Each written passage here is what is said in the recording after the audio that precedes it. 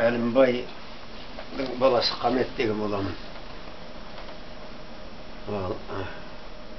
Халық емшісі боламын. Барлық аурудың барлығын түгел жазатұғын дұға. Бұл Алланың дарытқан шаруасы, мен халқыма беруім керек. Алдымнан 25 жыл зынданып кеткен адамда қатар қосылды. 17 жыл епилескен құлап жатқан адамда қатар қосылды.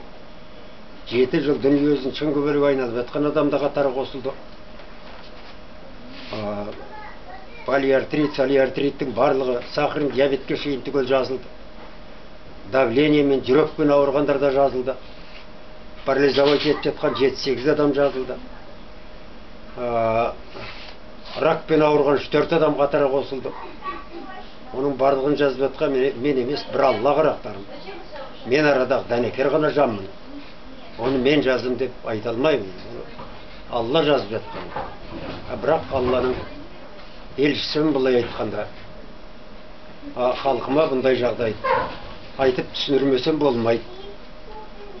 Мысалы үшін осы күні, осы уақытқа шейін талай қыздар тұрмыс құра алмай жүр.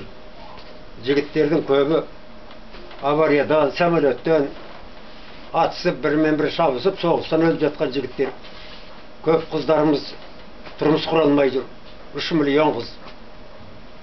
Ал соларға енді ата-аналар, ей қарақтарым, енді жоқты қайдан табасың? 1-2 сәби дүниеге келтіріп ал деп неге айтпайды бала шағасына? Ақсақалдардың ақылдары қайда? Ата-аналардың ақылы қайда? Ана баласына ақылды айтып, тұрмыс құра алмасаң да дүниеге сәбиіңді алып кел. Ертең қартайғанда кім қарайды сені? Де, бала шағаңды семьялы болсын, жалғызбасты екенмін деп өзін-өзі құр қалдырмасын.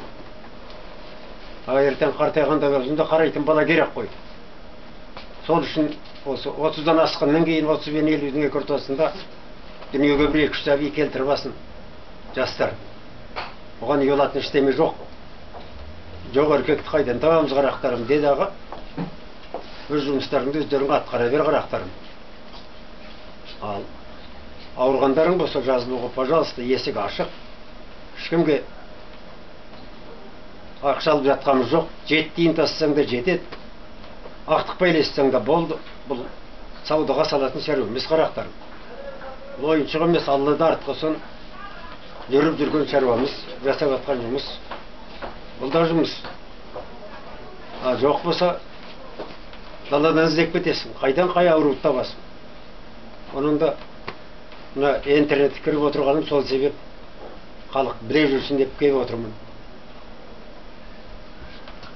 Бұл басқа не айтамыз? Барлығы жақсылықта болсын, денсаулықтарың мықты болсын, абырлы бақытты болыңдар.